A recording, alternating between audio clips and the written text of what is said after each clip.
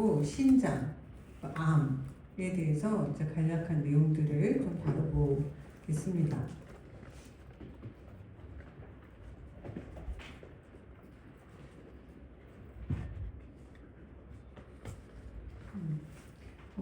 위장관에 대한 거는 제가 얘기 안 해도 알죠. 근데 오늘 다루는 내용 중에서 그 어시스팅 오간이라고 우리가 소화기 배울 때 그 좀 얘기를 했던 부분인데 뭐 소화기관과 관련돼서 어시스팅 오간으로서의 리버 이런 거는 다루지 않아요. 리버 되게 중요하긴 한데 어쨌든 제가 짧은 시간 안에 해야 되기 때문에 리버는 좀 넣지를 못했습니다.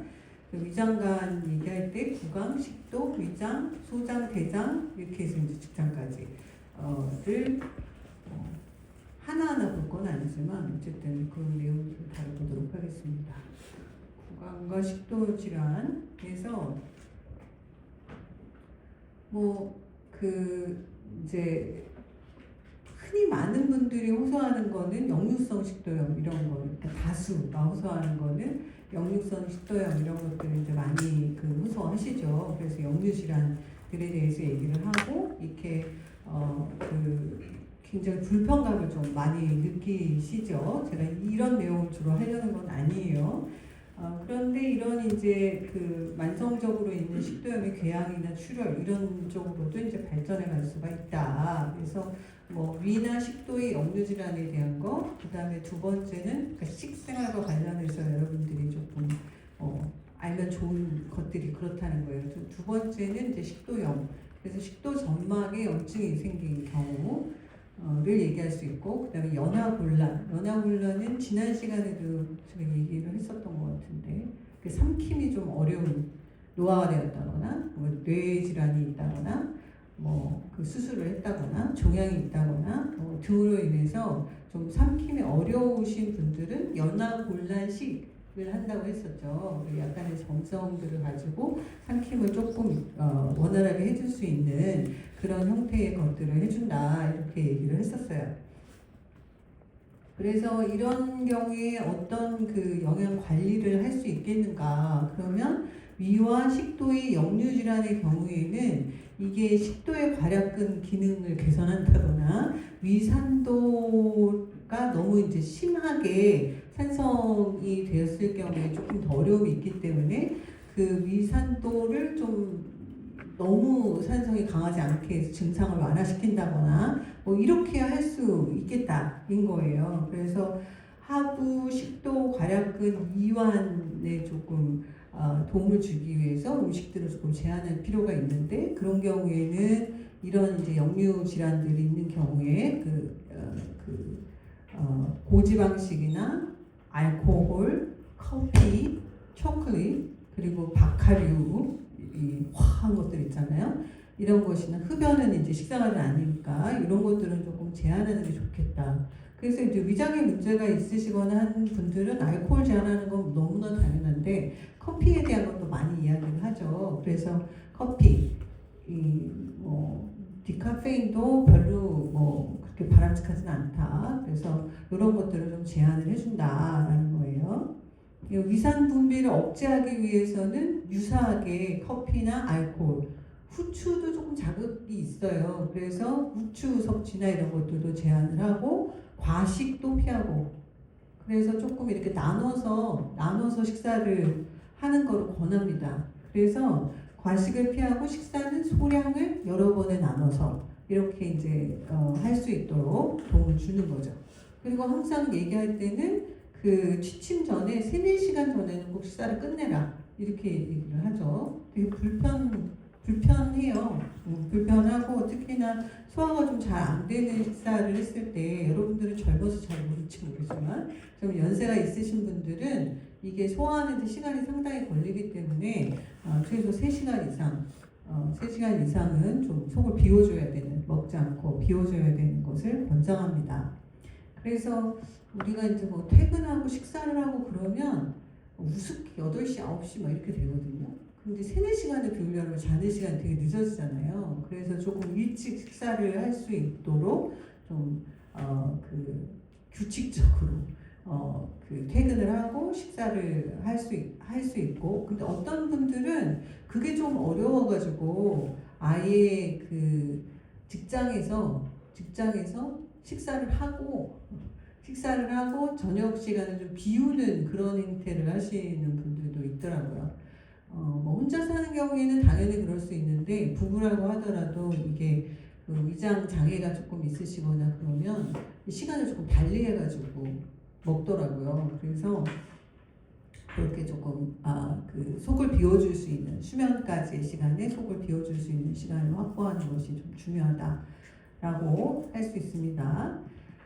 식사 후에 바로 눕거나 격한 활동을 하지 마라. 이 바로 눕는 거를 잘 하면 안 되는데 이 어르신들이 식사를 하고 나서 이제 식곤증으로 잘 누우세요. 누워가지고 이렇게 엎드려가지고 옆으로 이렇게 누워가지고 있다 보면 이 3-4시간 확보가 잘 안 되는 거지. 3-4시간 확보가 안 되고 누워서 또 주무시는 게 졸아요. 그래서 그렇게 하지 말고 가능하면 눕지 않도록 좀 왔다 갔다 하시면서 그렇게 이제 레커멘드를 해주라는 거예요. 한 3-4시간 정도 확보하셔야 됩니다. 그리고 식후에 식곤증이 올 수 있는데 그래도 누워서 이렇게 주무시거나 그러시면 안 됩니다. 많이 활동을 하시되 너무 격한 활동을 하지는 마십시오. 이렇게 얘기를 좀 해주시라 이런 얘기입니다. 염증이 있는 경우에는 점막을 자극하는 음식은 피해야죠. 한국 사람들은 위장이나 뭐 그 식도도 그렇지만 위장 쪽에 염증이 있는 경우가 굉장히 많아요. 정상적으로 깨끗한 경우가 별로 없어요. 별로 없다 보니까 그 점막을 자극하는 음식을 조금 피해라라고 하는데 그중에서 여기는 나와 있지 않지만 좀 짠 음식 같은 것들도 좀 문제가 있죠. 그래서 특히 위장 같은 경우에는 산에 보호를 해줘야지 되는데 자극적인 음식을 먹게 되면 그 점막을 이렇게 손상을 보이면서 안쪽에 단백질이 노출이 되는 거죠. 우리 세포가 노출이 되면서 문제가 될 수 있기 때문에 그런 자극적인 음식은 좀 피해라. 특히 이제 염증으로 속이 불편한 경우에는 그 감귤류나 뭐 토마토, 저는 토마토 되게 많이 먹는데 토마토, 탄산음료 이런 산성 음식들을 조금 피해주는 것이 필요하다는 거예요.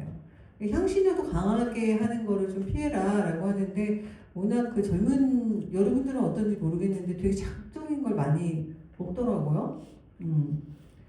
어디라고 얘기하고 싶지 않은 떡볶이, 무슨 떡볶이 이거는 인간의 음식이 아닌 그런 것들을 굉장히 즐겨 드시잖아요.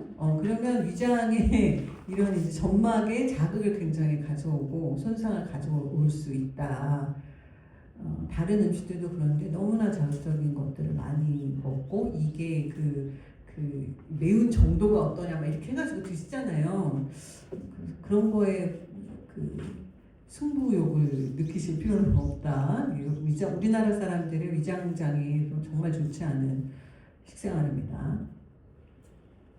네, 뭐 이 임상 쪽에는 지금 제가 굉장히 개괄적인 얘기를 많이 하지만 이 개인에 따라서 정도가 굉장히 차이가 있기 때문에 개인에 좀 맞춰줘야지 돼요. 그래서 뭐 여러분들이 다 할 수 없으시니까 임상영양사, 대형 병원에 있는 임상영양사들이 있으니까 임상영양사한테 컨설트를 좀 내시면 되거든요. 내시면 되는데 그러면 이제 그 개개인에 맞춰가지고 어느 정도의 그 증상을 보이느냐에 따라서 조금 완화를 계속 해주는 조금 달리 아주 스트릭트하게 조절을 했다가 그거를 일반식으로 조금씩 넘어가는 형태로 바꿔줄 수 있게끔 그렇게 해주시면 돼요. 여기 이제 증상이 악화되면 당연히 개인에 따라서 이거를 제한하는 거를 좀 바꿔줘야지 되는 거죠. 그래서 이제 그런 식사들을 한다. 근데 이고요. 그리고 보갑이 증가하지 않도록이라고 하는 거는 이 보갑이 증가하면 이제 위쪽을 조금 누르잖아요. 그래서 과체중인 경우에 체중 조절을 한다거나 그리고 이 옷을 너무 타이트하게 입는 거 이것도 이제 별로 좋지가 않죠. 그래서 내가 내가 이게 배가 너무 그냥 늘어져 있는 것 같다라고 그래서 여기를 꽉 채워가지고 거기다 대고 식사를 하고 이렇게 하는 거는 여러분들의 그 위 점막 역류 질환에 아주 마이너스 역류를 하라고 그냥 하는 거지. 그래서 그런 것들을 좀 개선을 시켜주셔야 된다. 식도염이 있는 경우에도 유사해요. 역류성 식도염과 동일하게 식도염이 있는 경우에도 저지방 유동식부터 할 수 있도록, 그래서 점막의 자극을 최소한으로 할 수 있도록, 그래서 이렇게 패턴이 되게 유사합니다. 탄산음료 억제해야 되고, 그러니까 먹지 말고, 커피도 마시지 말고, 후추 뭐 이런 거 많이 쓰지 말고, 아까 산성이라고 했던 토마토라든지 감귤류 이런 것들도 하지 말고, 너무 뜨거운 것도 사용하지 말고, 거친 음식, 거칠게 이렇게 저는 이제 파이버나 이런 거친 음식들을 굉장히 좋아하고 잘 먹는데, 그런데 이제 이 거친 음식들은 자극이 될 수 있으니까 이게 그 식도염 증상이 있는 경우에는 그런 경우에는 조금 줄여줘야 되고, 저 같은 경우에도 나이가 좀 들면서 소화력이 떨어지게 되면 바꿔줘야 돼요. 이거를 바꿔줘야지 된다는 거고요. 위산역류를 제한하기 위해서 그런 뭐 괄약근 압력을 좋아하시고 앞에 거랑 똑같습니다. 거의 차이가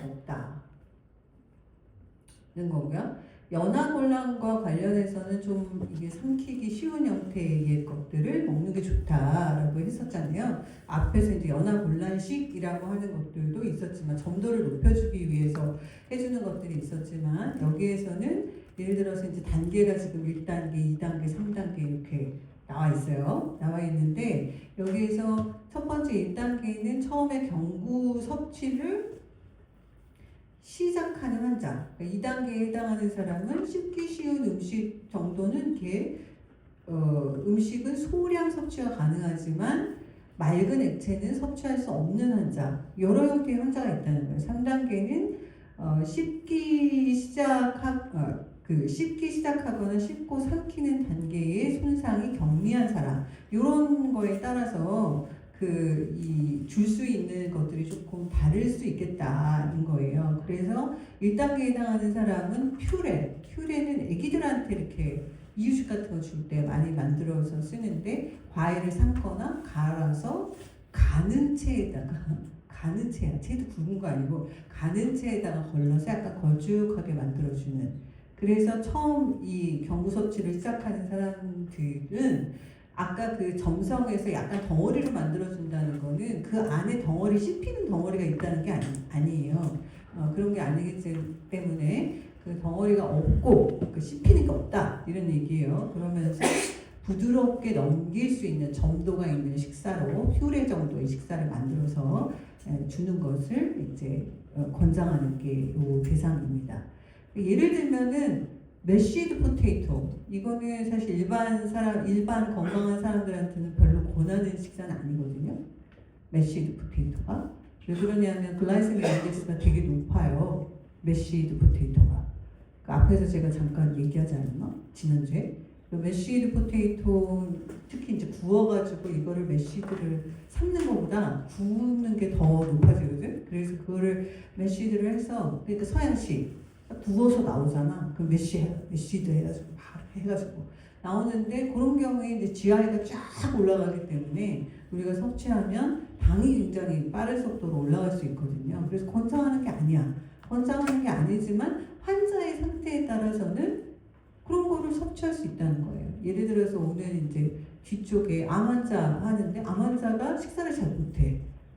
식사를 잘 못하고 체중도 막 빠져. 그런데 그래서 뭐 채소를 드셔야 돼요. 이렇게만 얘기를 한다거나, 잡곡류를 드셔야 돼요. 막 이렇게 얘기한다거나, 그게 중요한 게 아니라 먼저 해야 되는 게 있는 거죠. 어느 정도의 에너지를 섭취할 수 있게끔, 너무 빠지지 않게끔 해줘야 되기 때문에, 그럴 때는 부드러운 거, 쌀로 된 거, 뭐 이런 것들을 먹을 수 있는, 본인이 먹고자 하는 거를 좀 먹게끔 하는 그런 것들도 필요한 거거든요. 그래서 여기서도 1단계에 연화곤란이 있을 때는 이런 이제 메쉬드 포테이토 같은 걸 사용할 수 있다. 애플소스, 달걀찜, 푸딩 형태로 되어 있는 거, 뭐 이런 것들을 줄 수 있다. 2단계에 해당하는 거는 부드럽게 갈거나 곱게 다져서라고 되어 있잖아요. 앞에는 퓨레는 가는 채로 이거를 해라라고 하는 거니까 거의 씹는 게 없어야 돼. 없고 다지는 정도의 것도 남지 않게 하라는 거거든요. 이 2단계는 약간 다져서 부드럽게 만든 거 이런 거를 좀 주도록 한다. 필요하면 뭐 세크닝 에이전트라고 되어 있잖아요. 요게 제품을 이용을 해가지고 약간의 점성을 만들어가지고 주는 것도 이제 할 수 있다. 여러분이 하시는 건 아니지만 그렇다. 그래서 음식 같은 경우에는 호박 요구르트, 바나나 정도, 스크램블드 에그 뭐 이런 거, 뭐 그 과일 같은 거 으깬 거라든지 이런 정도 먹을 수 있다.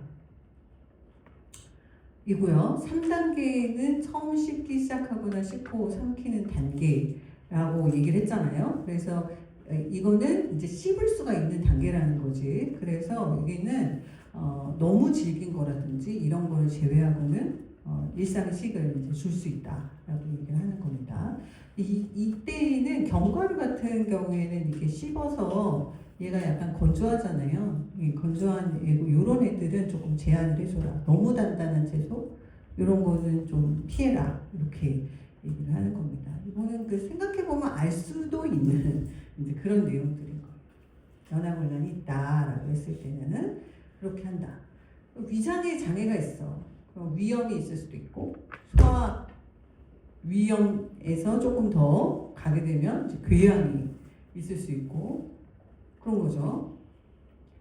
그 다음에 뭐 위를 절제하는 수술을 했을 수도 있고 여러 단계들이 있을 수 있겠어요. 그래서 위 점막에 생긴 염증 앞에서 얘기했던 거랑 좀 유사한 형태로 가겠지 요거는. 그래서 급성 상태인 거냐 아니면 만성 상태인 거냐에 따라서 조금 이제 다를 수 있겠다입니다. 그래서 여기 이제 만성 상태를 한번 보시면 여기에 뭐라고 되어 있냐면 위산 분비가 감소하고 그래서 내적 인자는 지난 시간에도 제가 얘기했을 텐데 비타민 B12 흡수가 잘 안 되죠. 내적 인자 분비가 안 되면. 예, 그래서 이런 문제들이 있을 수 있기 때문에 악성 빈혈 이런 것들의 문제가 같이 동반해서 발생할 수도 있다. 그래서 주의하는 게 좋겠다. 이거는 위암 수술하는 자도 주의해야 되는 부분이에요. 수술 부위에 따라서 주의해야 되는 부분입니다. 비타민 B12. 소화성 궤양이 있는 사람, 이제 궤양 증세가 뭐 그 위에 있냐, 십이지장 내막 손상이 있냐, 어디에 있냐에 따라서 조금 다를 수는 있겠지만 어쨌든 지금은 이제 위궤양에 대한 거를 위에 궤양이 있는 경우들을 얘기할 수 있죠. 저거는 자극적인 건 다 피해야 되죠. 앞에서 얘기했던 자극이 있다라고 하는 것들은 다 피해줘야지 되는 겁니다. 요거는 아마 그 기초영양학을 들으신 분들은 보셨을 내용인데 비타민 B12 아까 얘기했잖아요. 만성 위염이 있는 경우 비타민 B12에 대해서 얘기를 했는데 요 비타민 B12의 흡수를 보면은 이게 살리벌 글랜드에서 R 프로틴이라는 걸 만들어요. 그러면 R 프로틴이 여기서 생성이 됐잖아. 그러면 스토막 셀에서부터 인트린직 팩터가 나와. 그러면 이제 입에서 R 프로틴, 그 다음에 위장에서 인트린직 팩터가 나왔어요. 그러면 이 위장에서 비타민 B12가 R 프로틴하고 이제 결합을 해요. 이게 결합이 되어야 돼. 결합을 해요. 그런 다음에 이제 그 소장으로 내려와요. 그럼 췌장 효소가 부분적으로 R 그 단백질을 분해서 비타민 B12가 유리되게 해요. 그러면 위장에서 만들었던 인트린직 팩터하고 얘가 다시 결합을 해요. 그러니까 인트린직 팩터가 있었어야 돼. 인트린직 팩터하고 결합을 해. 그러면 더 밑으로 내려가서 이 복합체가 장세포, 수용체와 결합을 한 다음에 흡수가 되는 거다. 그런데 이 인트린직 팩터가 위장에서 제대로 분비가 안 돼. 이 산의 문제나 절제 이런 문제로 안 돼. 그러면 인트린직 팩터가 없으니까 흡수될 때 형태인 거를 만들 수가 없는 거예요. 그러니까 흡수가 안 되고 그냥 나가버리는 거지. 그러면 비타민 B12 결핍으로 인해서 생길 수 있는 그런 질환, 아까 악성 빈혈 이런 것들을 만들 수가 있겠다인 거죠. 그렇게 연결이 되는 겁니다. 그래서 그 옆에는 위장에 있는 세포가 이렇게 있단 말이에요. 육모처럼 이렇게 생겼는데 거기 여러 종류의 세포들이 있어요. 거기서 뭘 만드냐 뭐 이런 거를 보여주고 있는 건데 여기 보시면은 벽세포에서 내적 인자, 인트린식 팩터를 만든다라고 되어 있는 거예요. 그래서 이제 예전에 배웠던 기초랑 이렇게 다 연결해가지고 여러분들이 좀 알 수 있으면 좋겠다. 혹시 안 들으신 분들도 중간중간에 어디선가 들었겠지. 어디선가 들었을 거나 앞으로 들을 거나 그럴 수 있을 거예요. 그래서 이런 문제를 좀 신경을 써야 된다. 위장의 문제가 있으신 분들은 그렇다는 거고요. 위절제술을 받는 분들도 이제 마찬가지예요. 마찬가지고 위절제술을 받으신 분들은 이제 덤핑 증후군이라고 그래가지고 위의 기능이 상실이 돼서 나타나는 문제들이 생길 수가 있어요. 그래서 초기에는 예를 들어서 복부 팽만이 있다거나 구역질이 난다거나 그 설사를 한다거나 복통을 호소한다거나 나중에는 이게 저혈당으로 인해서 무기력해진다거나 무력감을 느낀다 뭐 이런 거 식은땀이 나고 배고프고 떨림이 있고 이게 당이 떨어지면 그렇잖아요. 그죠?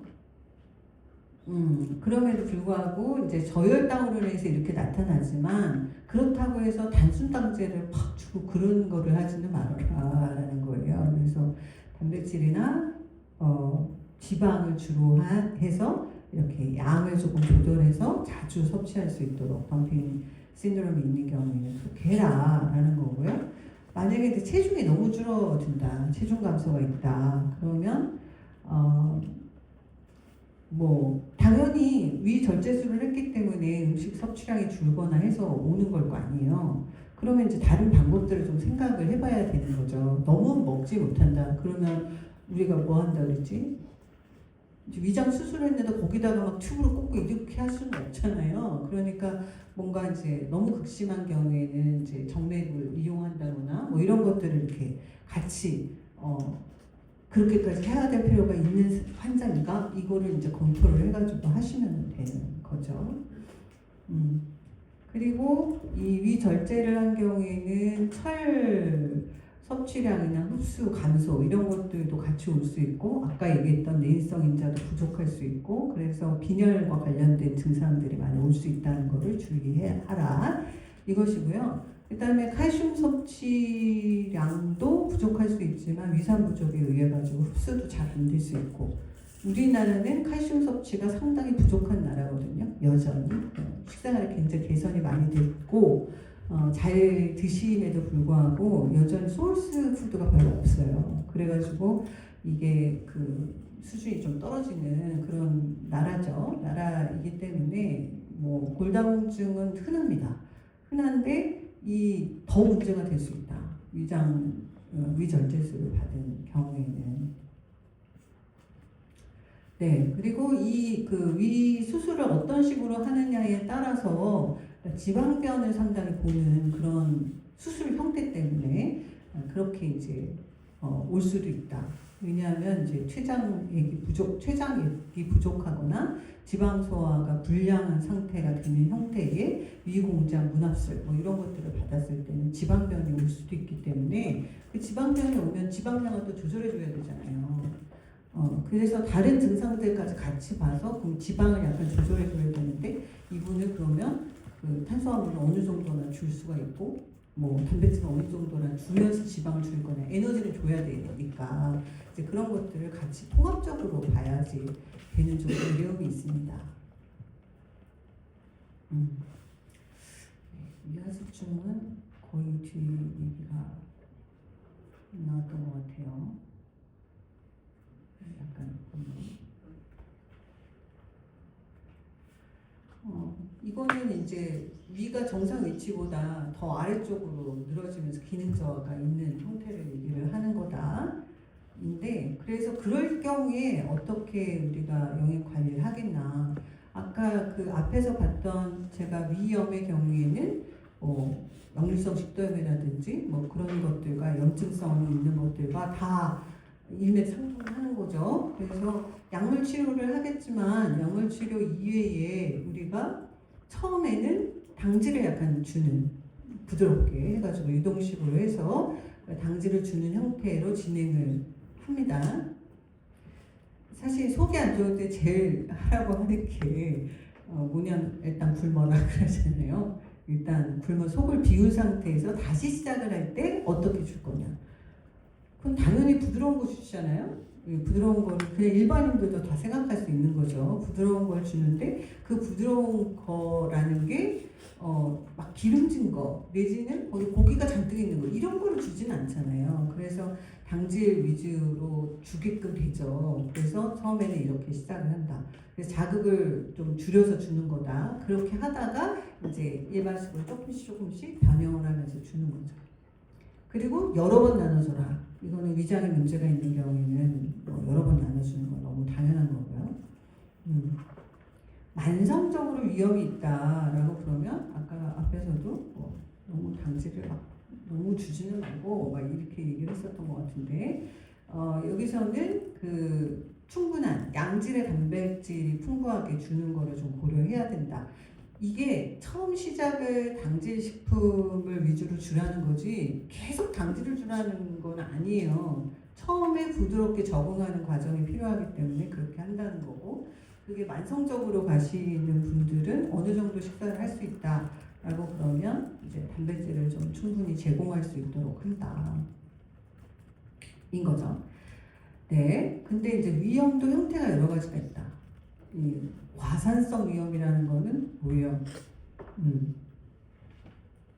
살이 너무 많이 나와서 이렇게 관련되는 그런 이제 위험의 경우에는 자극이 적은 식사, 그래서 위액 분비를 조금 적게 하는 형태로 갈 때 단백질은 충분히 주는 이런 형태로 가라. 근데 무산성이라고 하는 거는 요거는 뭐예요? 산이 잘 안 나온다는 거잖아요. 산이 적다, 위액 분비가 적다 이런 거죠. 그래서 요거는 오히려 위액 분비를 조금 촉진시킬 수 있게끔 우리가 시즈닝이나 이런 거를 조금 적절하게 너무 맵고 짜고 이렇게 하면 안 되지만 그래도 좀 활발하게 움직일 수 있도록 도와주는 그런 식사를 처방하는 것이 좋다인 거예요.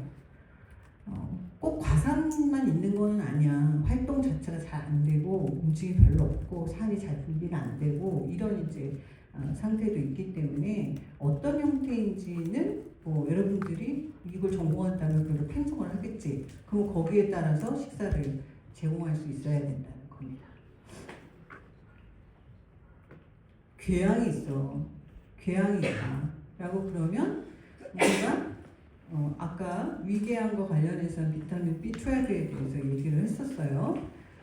그래서 이거 약제는 넘어가고 약물 치료를 하겠지. 제 시간은 아니고 뭐 여러 종류의 약물을 치료를 하겠죠. 그런데 영양 관리를 어떻게 할 건가? 영양 관리를 그러면 궤양이 있으니까 이 궤양이 있다는 거는 위장에 좀 심각한 문제가 있는 거잖아요. 위궤양이 있는 상태. 그러면 이거는 아까 얘기했던 것처럼 자극은 일단 다 피해야 돼요. 위장의 자극, 그러니까 점막을 손상하는 어떠한 자극도 다 피해야 된다. 뭐 벌써 궤양이 생기긴 했지만 그래도 포기할 수는 없는 거니까 점막의 손상을 주거나 자극을 하는 음식은 다 피한다. 담배 당연히 안 되고, 알코올 당연히 안 되고, 과식도 안 되고, 카페인도 안 되고, 그러니까 앞에서 계속 겹치죠. 자극성 양념 안 되고, 그렇죠. 그런 거는 안 되고 가능하면 이제 지방을 주더라도 닭가물 포화지방산, 오메가3에 해당하는 거 이런 것들을 좀 포함해서 위점막 보호를 할 수 있는 형태의 거 이런 것들을 좀 주려고 이래서 써야 된다. 피쉬 오일이라든지 아니면 뭐 들기름이라든지 뭐 이런 것들을 사용해서 오메가3를 좀 주려고 하는 노력이 필요하다는 거예요. 자, 그래서 소화가 잘 되는 음식은 그럼 어떻게 줘야 되냐? 이 재료도 중요하지. 지금 얘기하는 게 자극적인 시즈닝이나 이런 걸 사용하지 말아라. 뭐 이런 것들을 많이 얘기하잖아요. 근데 조리법이 되게 중요하기 때문에 튀긴다던가 아니면은 자극적인 거를 넣어가지고 찌개류나 이런 거를 슈처럼 만든다고 막 그렇게 하는 거는 좀 곤란하다. 그래서 쪄주는 거, 데쳐주는 거, 끓이는 거, 뭐 삶는 거 이런 거를 주로 해라. 그래서 아까 말했던 것처럼 튀기거나 볶거나 붓거나 하는 것들은 오히려 좀 자극이 있을 수 있기 때문에 그런 것들은 피한다. 근데 맛있는 걸 피한다 이렇게 들리죠? 네, 그렇죠. 그렇답니다. 위산분비와 위 운동을 촉진하는 음식을 다 피한다. 지금 뭐 했던 과식 같은 거 피해야 되고 소량씩 부드러운 거를 자주 먹는 거는 오케이. 그런데 잦은 음식 섭취를 하면서 그것도 조금 자극적인 것들을 먹게 되면은 위산분비는 많이 나오겠죠. 증가되니까 이제 그런 것들은 좀 피해야 된다. 예전에는 우리가 그 위장에 조금 문제가 있고 속 쓰려 막 이런 사람들한테 우유와 크림을 주는 그런 처방을 했었어요. 그 위벽을 이 우유 왜 여러분들 여자분들은 여학생들은 알죠? 밀키 무슨 크림치 그런 거 해봤어요? 우유로 세수해봤어요? 여기 되게 부드럽게 뭐가 하나 씌우는 것 같은 그런 느낌이 들거든요. 지방과 프로틴과 이런 거 해가지고 그게 이제 우유 속에 있는 아미노산, 단백질이나 이런 것들을 이용하는 클렌징 방법이야. 근데 그게 되게 부드럽게 여기에 뭐가 씌우는 것처럼 돼. 위장도 그렇게 한다는 거야. 그래서 이렇게 씌워가지고 이렇게 하면은 코팅이 되니까 좋을 거야. 그래가지고 그렇게 줬었다는 거야. 그런 거를 우리가 CP 다이어트라고 해요. 근데 이게 일시적인 완충 효과는 있는데 위장의 경우에는 일시적인 완충 효과는 있는데 이게 그 과다하게 섭취하게 되면 얘가 한번 이렇게 쉬었다가 그게 툭 떨어져 나오면서 오히려 더 자극적이 될 수가 있다. 그래서 요즘에는 그렇게까지는 하지는 않아요. 하지는 않고 그냥 오히려 그 위궤양이 있거나 그러면 뭐 한 컵 이상은 마시지 마라. 이렇게 오히려 제한하는 형태로 가게 됩니다. 이론적으로 그럴싸했는데 그거는 아닌 것 같다라고 이제 결론 내려진 거죠. 섬유서 좀 자극할 수 있어요. 자극할 수 있기 때문에 너무 그 거친 것들 이런 것들은 좀 삼가하는 게 좋죠. 그래서 저섬유서식을 하는 것이 좋습니다.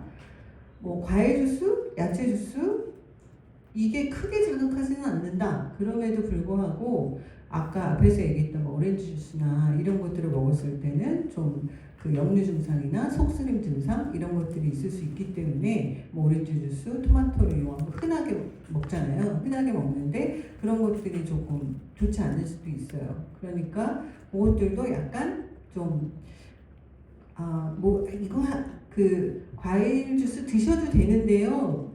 이렇게 하면서 여러분들이 오렌지 주스는 그 대신 마시지 마세요. 토마토 주스는 마시지 마세요. 오통을 먹으라는 거 이렇게 할 수 있으니까 초기에는 과일 주스나 야채 주스는 약간 좀 자극적이다. 뭔가 좀 자극적이다 본인한테. 그랬을 때는 그런 것들은 좀 처음에는 삼가해라 라고 얘기를 하시는 게 좋습니다.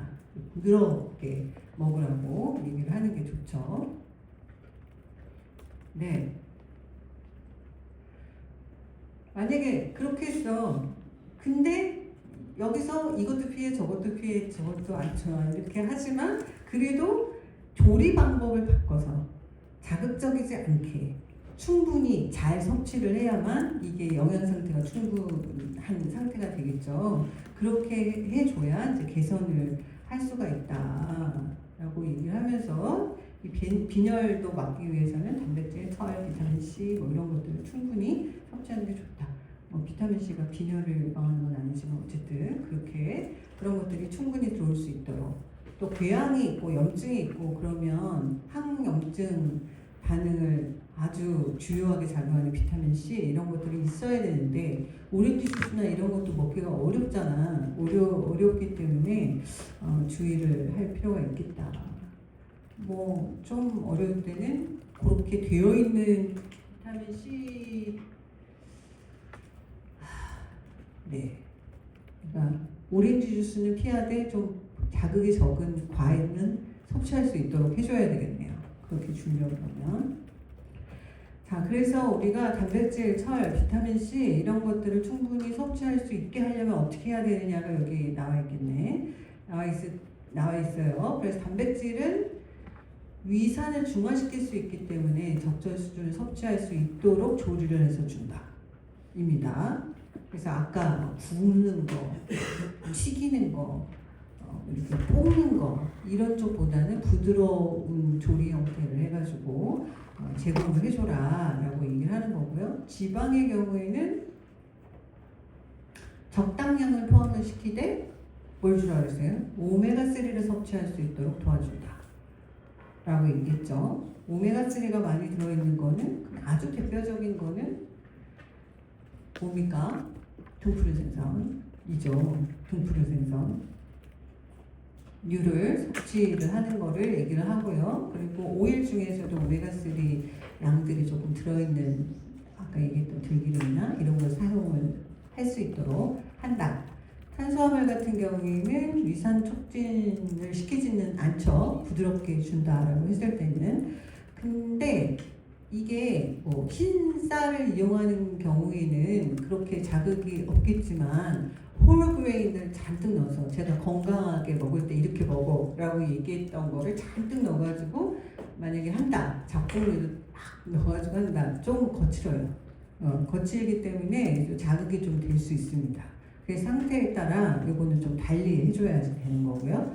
당질 음식으로 뭐 가당류라든지 뭐 당분이 농축되어 있는 거, 단 음식, 이런 것들은 사실은 얘네가 당질 음식이지만 완전히 다 거의 뭐 당류에 가까운 음식들인 거잖아요. 그래서 그런 것들은 위산을 자극할 수 있기 때문에 위산 분비를 자극할 수 있기 때문에 줄여야 된다는 거고요. 네, 떡보다는 죽류 이런 것들이 소화가 훨씬 더 잘 되죠. 덜 자극적이고, 네, 그런 겁니다. 고구마 여기서 뭐라 그래? 아까 메쉬드 포테이토는 괜찮아 라고 얘기를 했잖아요. 네, 그랬는데 고구마는 조금 소화성 궤양 환자가 조금 이렇게 상태가 조금 개선되기 전까지는 요거는 파이버 양도 꽤나 많기 때문에 고구마보다는 뭐를? 감자를 이렇게 주라고 되어 있는 거예요. 카페인, 알코올, 탄산 이거는 안 드시는 게 좋죠. 튀김 음식 이것도 안 하는 게 좋죠. 그리고 이 지방이 많으면 위내에 체류하는 시간이 길어요. 여러분들이 그 당류로 되어 있는 거를 먹으면 위내에 체류하는 시간이 짧거든요. 짧기 때문에 일찍 배고파요. 점심 때 국수를 먹었다. 국수밖에 먹은 게 없다. 그러면 한 3시, 4시? 이렇게 되면 배가 고파요. 네, 배가 고픈 게 위내에 체류하는 시간이 짧아. 그래서 내려가서 그냥 다 내려가고 없는 거예요. 빨리 그러고 당을 올려다 떨어지고 이렇기 때문에 그래서 어느 정도 이렇게 섞어서 먹으라고 하지만 이 튀김 음식은 너무 오래 지금 위장에 문제가 있는데 너무 오래 머무르기 때문에 그거는 조금 피하는 것이 좋겠다라고 얘기하고 있고요. 다 중복의 중복. 그래서 권장하는 식품은 뭐야? 우리 과일 쪽을 좀 볼까요? 아까 비타민C도 충분히 먹어라 라고 얘기를 했잖아요. 네? 그럼 비타민C 충분히 먹어라 라고 얘기를 했는데 여기 보시면 비타민C가 아까 제가 걔가 빈혈하고 무슨 상관이야? 뭐 이렇게 얘기를 했지만 상관이 있는 거는 직접적인 상관이 아니라 철분 흡수를 도와줘요. 네, 그래서 이제 철분이 흡수가 잘 안 될 수 있다라고 얘기를 했었잖아요. 소화성 기형 환자의 경우에는. 그래서 그 철분 흡수를 도와주기 위해서 비타민C도 같이 먹어라 라고 얘기를 하는 거예요. 걔가 직접적으로 연관이 있다기보다는. 그래서 우리가 그런 것들을 섭취해 주려 그러면 아까 감귤류 이런 것들은 좀 피하는 게 좋다 뭐 이렇게 얘기를 했었는데 여기 보시면 사과라든지 복숭아, 바나나, 메론, 뭐 파파야는 많이 안 먹는데 어쨌든 뭐 그런 종류의 것들은 그래도 권장할 만하다. 왜? 파파야 좋아해? 저는 별 맛이 없더라고. 어쨌든 그런 거는 좀 권장할 만하다. 그런데 뭐 귤이라든지 레몬, 우리가 비타민C 그러면 대표적으로 레몬, 귤 뭐 이런 거 얘기할 수 있는데 그거는 좀 별로다 거죠. 그래서 우리가 흔히 많이 먹는 좀 다양한 종류의 과일류들이 있는데 그 중에서 그 사과는 복숭아는 계절이죠. 바나나는 요즘에 우리나라는 별로 계절이 아닌 것 같아요. 수입을 워낙 많이 하기도 하고 그래서 그런가. 네, 그래서 이 사과류 겨울철인데 바나나는 뭐 이 계절 저 계절 이렇게 먹을 수 있는 그런 식품이 되었습니다. 계절 식품으로 보면은 별로 먹을 수 있는 게 없어. 지금 사과도 거의 가을 겨울에만 좀 나오고 복숭아도 딱 철이고 그러다 보니 남는 게 지금 바나나밖에 없네. 이렇게 될 수 있겠어요. 양념도 부드러운 것들을 위주로 한다. 참기름, 들기름, 여기 들기름은 안 써있지만 그런 것들 좀 부드럽게 먹을 수 있다라고 그러면 간장, 소금 약간의 간장 이렇게 넣어서 먹는 그 정도잖아요. 그래서 그렇다는 거고요. 그래서 여기 보시면은 너무 그 자극적이지 않는 거칠지 않고 그 육류 같은 경우에도 이렇게 질긴 부분이 별로 없는 그런 부분을 주로 사용을 하도록 하고 있어요. 여기는 아예 그 뺐지 그런 거는 편육 이 정도는 뭐 그래도 먹을 수 있겠다 이렇게 얘기를 하고 있지만 빨간 고기를 굽는다던가 막 이런 거는 좀 피해라 얘기할 수 있죠. 수술을 했어 위장을. 그러면 처음에 굶지 당연히 위장 수술인데 어떻게 먹어. 그래서 정맥 영향을 주죠. 아까 제가 너무 심하다 그러면 정맥 영향을 같이 고려해 봐야 된다. 초기에는 그렇게 줄 수밖에 없는 거죠. 그래서 정맥 영향을 통해서 수분도 주고 전해질이 깨지지 않도록 공급해 주는 것이 여기서는 이제 가장 중요한 거고요. 그 다음 단계로 이제 식사를 할 수 있는 단계가 된다라고 그러면 우동식, 면식 이렇게 일반식 이렇게 넘어가야지 되는 거죠. 그래서 뭐 유동식, 전 유동식, 맑은 유동식 뭐 이런 거를 줄 때 재료들은 자극적이지 않은 거, 부드러운 거. 거기는 건더기가 거의 없잖아요. 그래서 건더기가 있을 수 있는 것들을 많이 피하고 이렇게 해서 주라는 게 주 내용이에요. 그러면서도 거기에 단백질을 또 줘야 되네. 그래서 단백질을 아까 재료들이 다 모였어. 닭가슴살, 곱게 다진 쇠고기, 뭐 연계백숙 이런 종류 줄 수 있다. 이렇게 했었잖아요. 그래서 재료들이 부드러운 거, 생선도 뭐 생선 살에 해당하는 거 그런 것들을 좀 부드럽게 만들어서 줄 수가 있기 때문에 그런 것들을 주라는 거죠. 단순당은 안 된다. 복합당 형태로 주되 부드럽게 주라는 거. 지방 뭐 적정 수준으로 너무 튀기는 거 안 된다. 그렇지만 소량 괜찮다. 오메가3 괜찮다. 이렇게 얘기를 했었어요. 네, 뭐 유당불내증은 당연히 주의해야 되고요.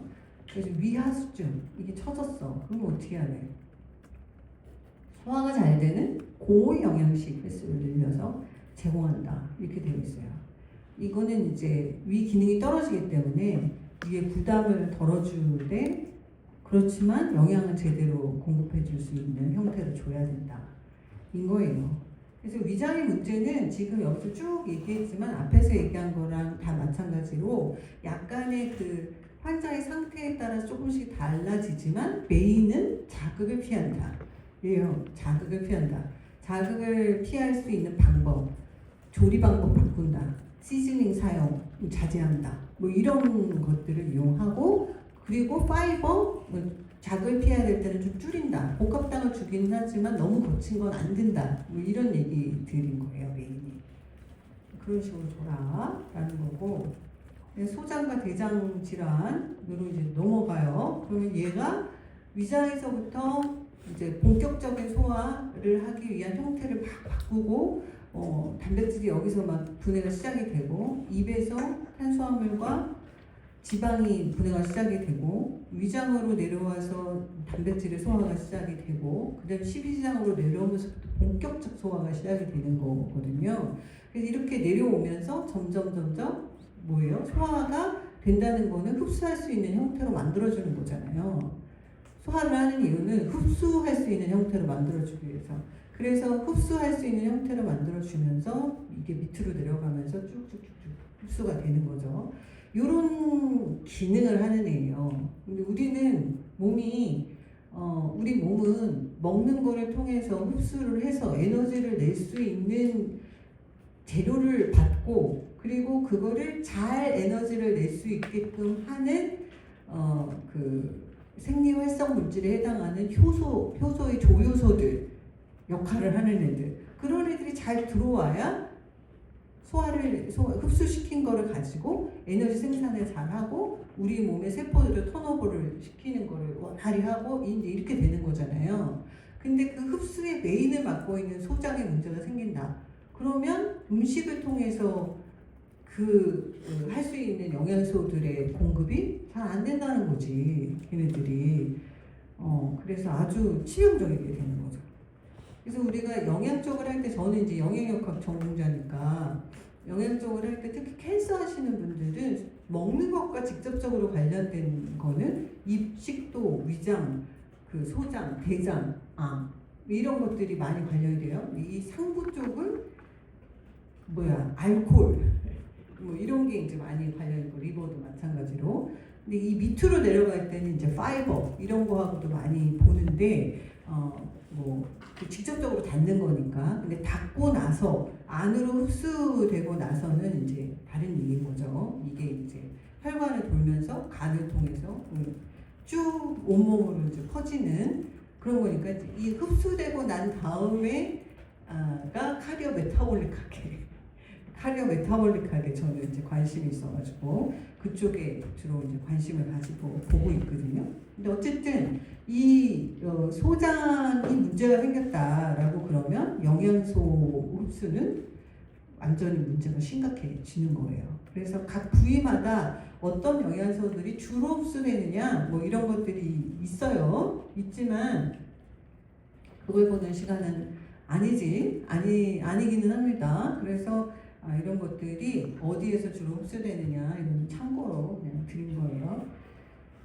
네, 그래서 장에 이제 문제가 생기잖아. 그러면 이게 캔서는 뒤에 산다고 했으니까 여기 보면은 염증, 위궤양이 있듯이 장에도 염증성의 문제들이 생길 수가 있다.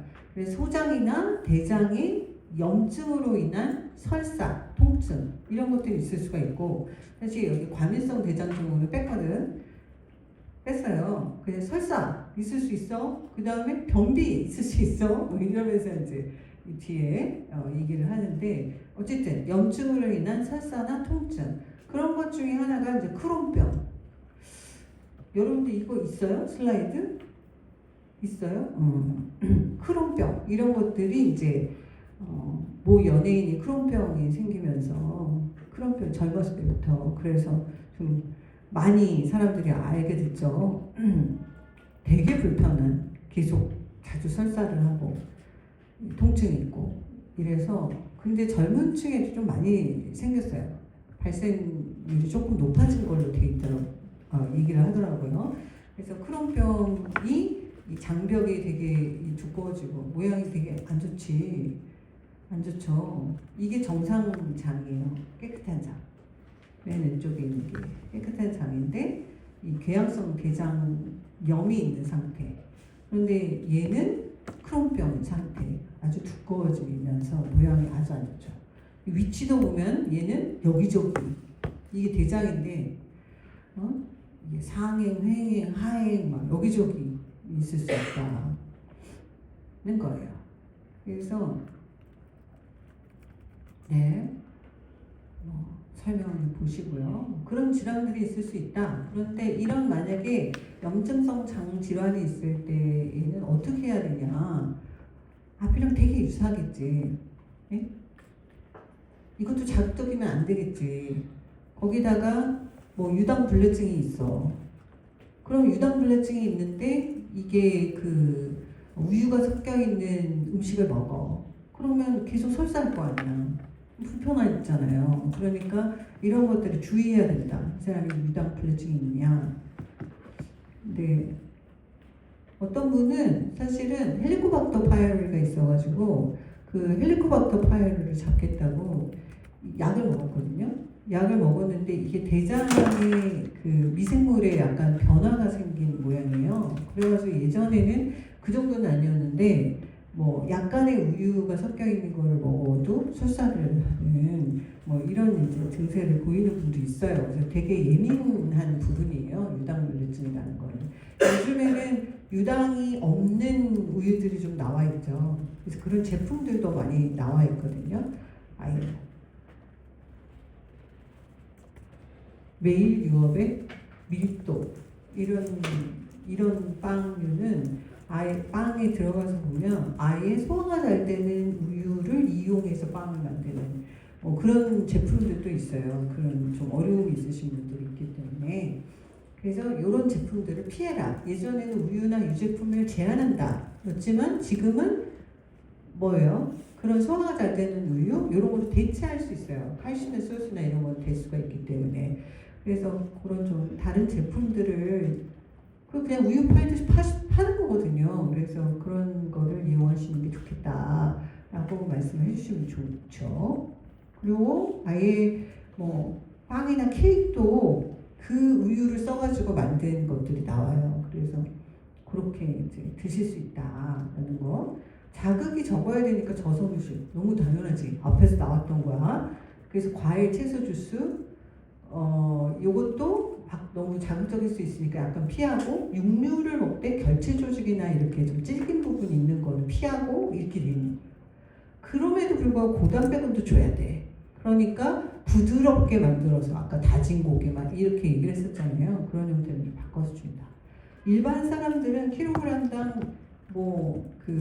이 소화효까지 다 고려해서 0.91 정도 주거든요. 0.91 킬로그램. 여러분들이 이제 남자분들이 한 70kg 나간다. 그러면 70 곱하기 0.91 해가지고 자기한테 필요한 단백질을 계산할 수가 있어요. 계산할 수 있는데 여기 보면은 이게 1.5에서 2.5 2배 이상까지도 줘야 되는 상황이 있을 수 있으니까 네, 굉장히 많이 주는구나. 단백질을 에너지도 많이 주는구나 이렇게 생각하시면 되겠습니다. 왜 많이 주겠어? 흡수도 잘 안 되고 막 이런 여러 문제들이 생기니까 이렇게 주는 거죠. 지방변이 있다? 당을 제한해줘야지. 그리고 지방을 줄 때는 아까 오메가3 이런 거는 괜찮아 라고 얘기를 했는데 그건 롱체인이거든요. 롱체인인데 좀 필요한 경우에는 중세, 미리움으로 되어 있는 형태에 판매되는 것들이 있으니까 그런 거를 이용한다 합니다.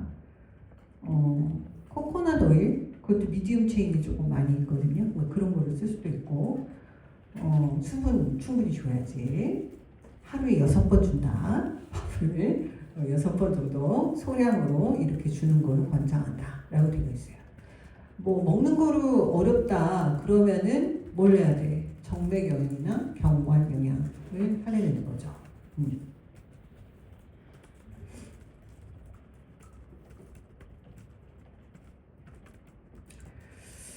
네. 근데 이게 경관 영양을 할 때 이게 대장 쪽에 문제가 있는데 경관 영양으로 어디에다가 공급했다. 그 똑같은 거거든. 그러니까 이게 부위가 어디냐에 따라서 튜브 피딩은 어디까지 내리냐 내지는 어디를 뚫어주냐 이런 게 위치가 다르잖아요. 그래서 그런 거는 그냥 경관 영양을 한다 그냥 꼽는다 이런 의미는 아니다. 입니다.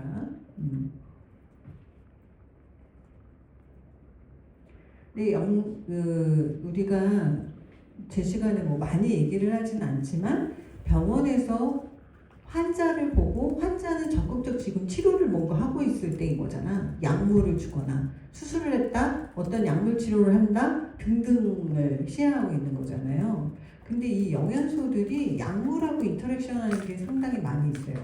약물의 효과를 좀 저해할 수 있다거나 아니면 그 약물 때문에 영양소의 흡수가 저해된다거나 사용이 잘 안 된다거나 이런 이제 관계들이 있을 수 있기 때문에 사실 이제 그 각각의 전공 파트에서 약물 치료를 했을 때 뉴트리언트와의 인터랙션에서 심각한 애들은 다 그때 어떻게 처방한다 뭘 추가 처방한다. 뭐 이런 것들을 배우실 거예요. 그래서 예를 들어서 뭐 항염제를 주는데 항염제를 줬어. 그런데 그때 여러분들이 엽산 보충제를 같이 줄 것이냐. 뭐 이런 거를 결정하셔야지 된다는 거예요. 왜냐하면 엽산 흡수가 방해가 되기 때문에 우리는 엽산, 폴릭 애시드가 우리 몸에서 하는 역할이 많거든요. 그래서 특히 여성분들한테는 임신 전에 반드시 엽산을 제대로 섭취하고 있는가 이런 것들도 고려를 해줘야 되는 찰품뿐만이 아니라 그래서 임신 계획 단계에서부터 엽산 영양에 대해서 신경을 써야 돼요. 많은 거는 뭐 녹색 채소나 이런 거를 우리가 충분히 먹고 있다. 그러면 충분히 먹을 수도 있어요. 그런데 우리가 이제 만성질환 예방을 위한 엽산 수준이 일상식이로 먹는 수준보다 더 그 이상. 그리고 뭐 400mg을 권장을 하는데 일상식이로 하면 260 정도 먹을 수 있다. 이렇게 보거든요. 근데 한 1000까지도 괜찮다. 이렇게 보고 있기 때문에 뭐 임신을 준비하는 사람들 그러면 엽산 보충제 이런 거를 같이 먹기도 합니다. 그래서 주의하는 애들이야. 근데 심혈관 질환에 있어서도 얘가 엽산이 부족하게 되면 특수한 그 스닙 형태를 가진 사람들은 그 메사이오닌이라고 하는 필수 아미노산 대사가 잘 안 돼요. 안 돼서 우리 몸에 쓸데없는 게 쌓여요. 호모시스틴 같은 게. 그런 것들이 이제 쌓여서 심혈관 질환의 리스크를 높이는 결과를 가져오게끔 되거든요. 그래서 그런데 뇌가 유전자 타입이 안 좋아. 안 좋은데 엽산이 부족하면 그게 발현이 돼요. 발현이 되는데 엽산을 충분히 먹으면 그 유전자 타입이 안 좋아도 문제가 되지 않아요. 막 쌓이고 그러지 않아요. 호모시스틴이. 그래서 이제 그런 것들도 주의를 해야 되기 때문에 이런 이제 영양소와의 인터랙션 이런 거에 좀 주의를 해야 된다. 주의를 해야 된다. 밑에 가서 하나 보면 이게 셀레움이라고 하는 거는 화재. 이제 이게 아마 변비 있을 때 주는 건데 이 차전자 식물이 있어요. 그것의 씨앗 껍데기로 만드는 거거든요. 근데 이런 거는 수용성 섬유소가 대장 내에서 제일 형성을 해주는 그런 효과가 있는데 부작용으로 설사 같은 거 할 수 있기 때문에 좀 주의를 해라 라고 하는데 제가 좀 얘기해주고 싶은 거는 어쨌든 이런 애들 하재를 쓰는 경우에는 영양소 그 흡수 불량 그러니까 내려보내려고 하는 거잖아요. 부드럽게 만들어서 내려보내려고 하는 건데 그게 이제 과도해서 설사가 있을 수 있다는 거잖아요.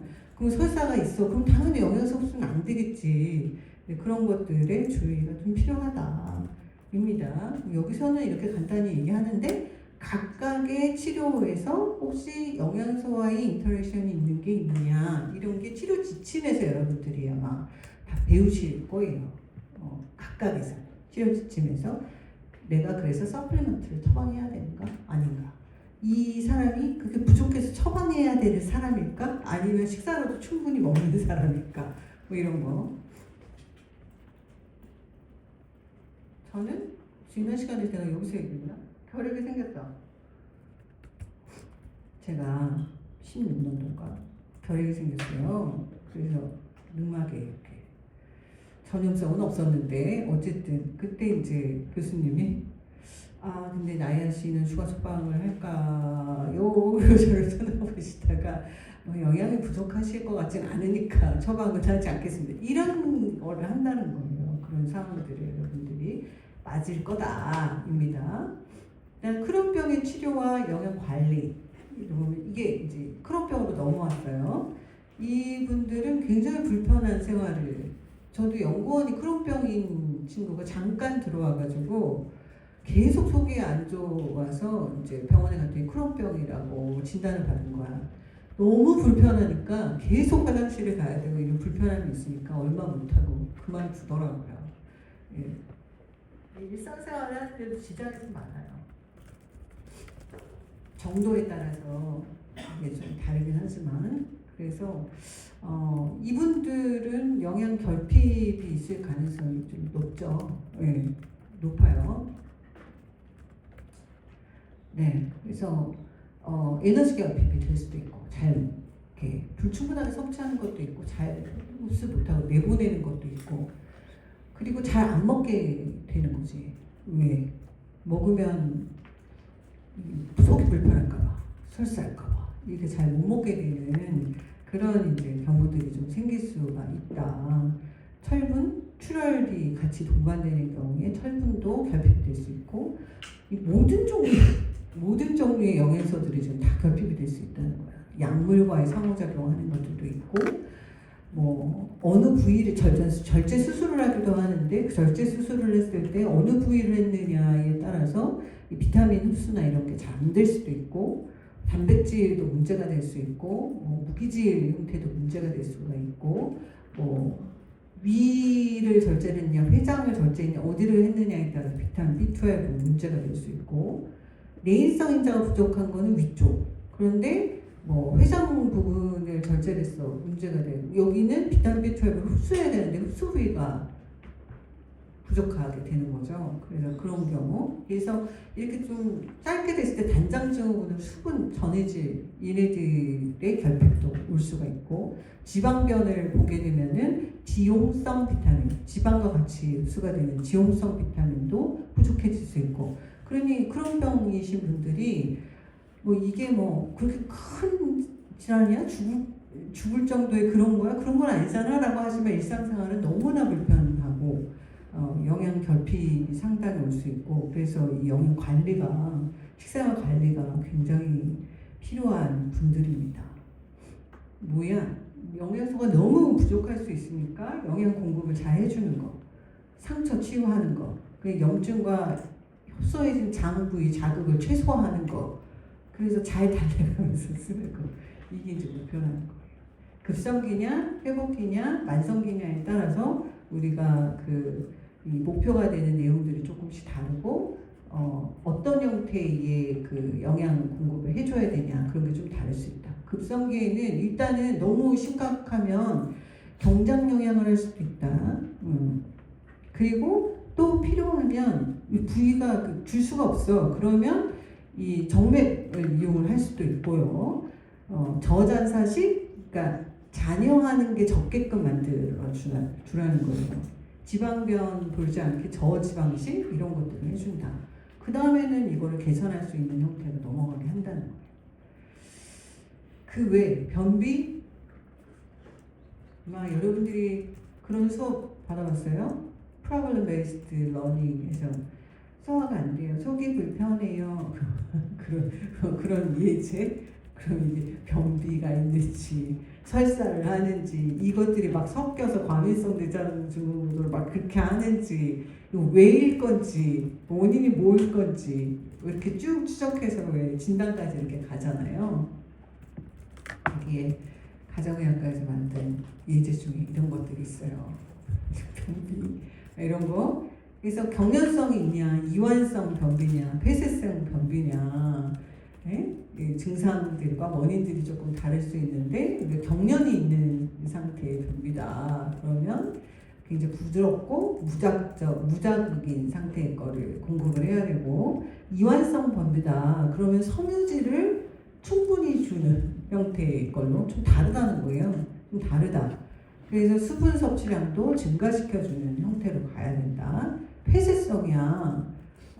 그렇게 되면 이 저잔사식으로 너무 지금 양을 많이 만들면 안 되니까 최소화할 수 있게끔 해주는 형태로 해줘야 된다.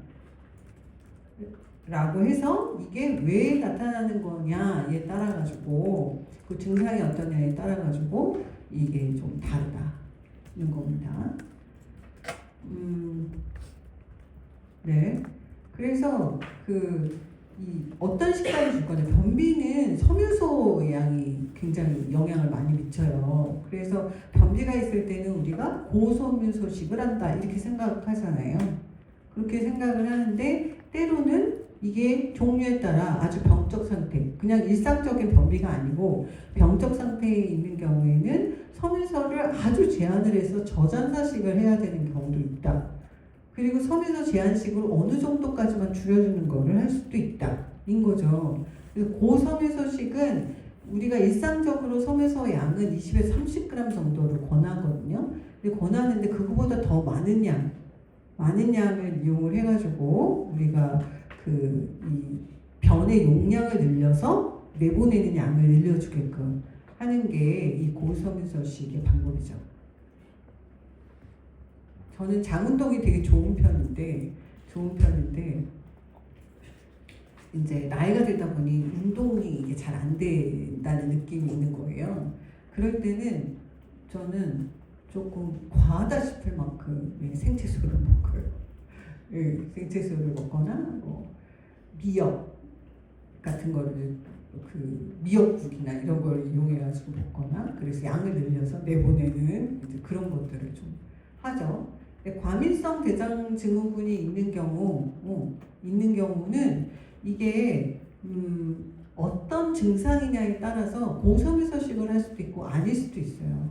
그래서 여기 일부라고 되어 있는 거예요. 섬유소 제한식, 다발성 계실염이 있는 경우, 이거는 예방해주기 위해서는 섬유소를 충분히 먹었어야 되잖아. 근데 계실염이 생겼어. 생긴 경우에는 제한식을 좀 해줘야 된다는 거죠. 그렇다. 장 유공이 있다, 장 수술했다, 그러면 조금 줄여주는 장 팽창을 억제하기 위해서 좀 줄여주는 걸 한다. 저잔사식이다. 그러면 아까 폐쇄성 변비가 있다. 막혔는데 많이 만들면 어떻게 할 거냐고 그러잖아요. 그래서 저잔사식을 한다. 설사를 해. 설사를 하면 가장 기본은 수분과 전해질이에요. 수분과 전해질 손실이 있기 때문에 수분과 전해질 손실을 막아줘야 되는 거지.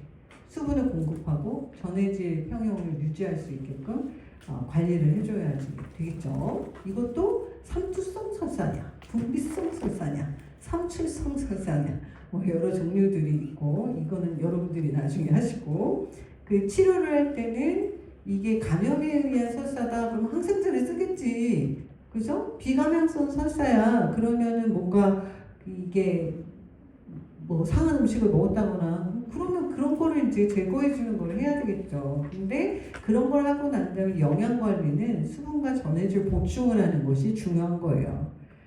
그래서 급성 치료 후에는 저잔사식으로 시작해서 어느 정도 양을 늘려주는 그런 형태로 간다. 입니다. 요즘에 우리가 스위트, 감미료 단어가 생각이 안 나. 감미료 이런 것들을 쓸 때 스테비아 아시죠? 스테비아는 그냥 식물이거든요. 식물이에요. 그래서 스테비아 식물 잎을 따가지고 이렇게 차에 넣으면 단맛이 나요. 저는 처음에 그렇게 윤지희 교수님 아시죠? 윤지희 교수님 차를 그렇게 주셔가지고 이게 뭐예요? 그랬더니 스테비아 꽤 오래전인데 스테비아라고 당 대신에 쓰신다. 그래서 그렇군 그렇게 생각을 했었는데 그 이후에 이게 스테비아를 감미료로 제품으로 만들어서 나온 게 꽤 많아요. 근데 그러면 걔는 천연 감미료예요? 그건 아니거든요. 거기 이제 배당체가 상당히 들어가요. 그래서 그거를 과도하게 먹으면 설사를 할 수 있어. 그래서 이게 지금 설사 중에서 이 감미료를 무슨 당알코올을 이용한다거나 뭐 이런 것들을 썼을 때 설사를 많이 할 수 있다. 설사를 할 수 있다라는 것들이 요즘에 좀 많이 얘기가 나와서 일단 스테비아도 그럴 수 있다. 너무 많이 먹는다. 그럴 수 있다. 과도하게 먹지 않으면 돼요. 계실염 여기서는 뭐 예방하려면 충분한 섬유질을 섭취하는 것이 권장되나 이 계실염이 많이 발생이 됐다라고 그러면 저섬유소식 그러니까 발생이 됐다 그러면 어느 정도는 초기에는 이거를 좀 줄여주는 그런 거를 해야 되는 거죠. 그래서 이렇게 단계적으로 해서 섬유소 양을 늘려주는 형태로 넘어가 줘야지 되는 겁니다. 주머니 같이 이렇게 생긴 거를 얘기를 하는 거죠. 그리고 넘어갈게요. 시리아스 프로, 요거는 글루텐. 여러분들은 혹시 그 밀가루 음식 먹으면 속이 너무나 불편하다 이런 사람도 있어요. 한번 느껴봐봐. 라면을 먹었더니 내 속이 불편한가? 혹은 뭐 밀가루에 돼 있는 국수나 빵류를 먹고 난 다음에 내 속이 불편한가? 뭐 이런 거를 좀 이렇게 느껴보시면 그 글루텐이라고 하는 undigestive 프로틴이 글루텐 때문에 거기에 민감해가지고 그런 증상을 느끼시는 분들이 꽤 있고요.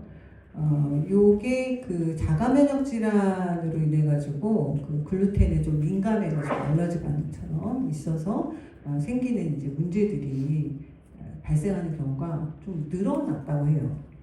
자가면역 질환이 많이 늘어났더라고요. 그래서 그러기도 해요. 그래서 이제 그 밀가루를 아예 피하거나 글루텐 프리 해가지고 제품들이 좀 코너가 있을 정도로 요거는 이제 많이 알려져 있기는 한데요. 근데 이거는 나의 경험인데, 그래서 글루텐을 우리 가족 중에 한 사람이 좀 민감한 것 같아가지고 그거를 피해보려고 이게 빵도 쌀빵 뭐 이런 거를 했는데 그 쌀에 글루텐을 잔뜩 넣어가지고 만든 거야. 나중에 보니까 프랑스산 무슨 글루텐 뭐 이래가지고 잔뜩 넣어서 만든 거예요. 왜냐면 쌀이 그렇게 점성이 있을 수가 없으니까. 그래서 그런 제품들이 가끔 있으니 글루텐을 피하고 싶어도 내가 쌀을 빵을 먹었다. 근데 거기에 글루텐이 잔뜩 들어있는 거다. 이럴 수 있으니 이게 제품을 확인을 해야 된다. 이거를 뒤에 표시되어 있는 거를 잘 확인해야 된다. 그래서 글루텐 함유되어 있는 거, 비함유되어 있는 거 예제로 보여드리는 거고요. 함유되어 있는 거에는 가공 중에 이런 이제 글루텐을 추가로 점도를 위해서, 탄성을 위해서 글루텐을 추가로 넣었다거나 혹은 밀가루를 섞었다거나 뭐 이런 것들이 있을 수 있다. 입니다. 신장 질환을 좀 하고